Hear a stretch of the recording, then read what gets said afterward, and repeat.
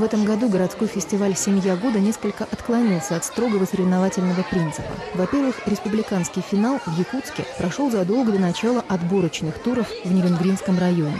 Так что поселковые семьи боролись за выход в заключительный районный круг состязания. А во-вторых, забегая вперед, скажем, что все 3 семьи участницы полуфинального конкурса в поселке Энергетиков по решению жюри прошли в финал, так что интриги не получилось. Начался праздник в Доме культуры Якутии 12 октября по отработанному с годами сценарию. Первый конкурс – выставка в холле всех семей. Рукоделие, рисунки, семейные фотоархивы, но, что самое приятное, щедрое угощение для всех желающих и, разумеется, для членов жюри.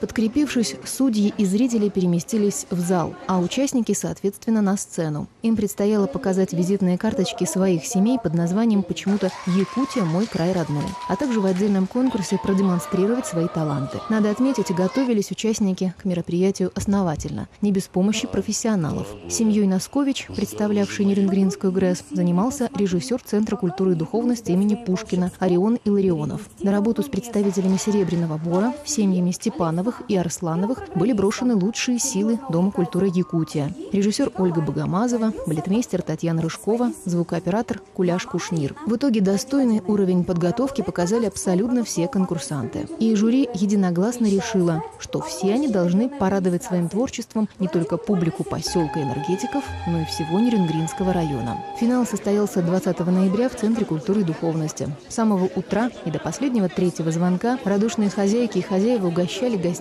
всевозможными лакомствами. Детишки их, похоже, уже напробовались и только ожидали начала соревнований. Здесь уже все было по-серьезному, то есть победитель обязательно должен был быть определен. Помимо привычных членов жюри, соревнования судили и победители фестиваля «Семья года» прошлых лет. В итоге первое место досталось семье Степановых, представлявшей Серебряный Бор. Особенность ее заключалась в том, что на сцену помимо папы Николая, мамы Марины и их 2 детишек Ксюши и Димы вышла еще бабушка Лариса Николаевна. И даже домашняя любимица всей семьи – французский бульдог Дези, начинающая осваивать ораторское искусство.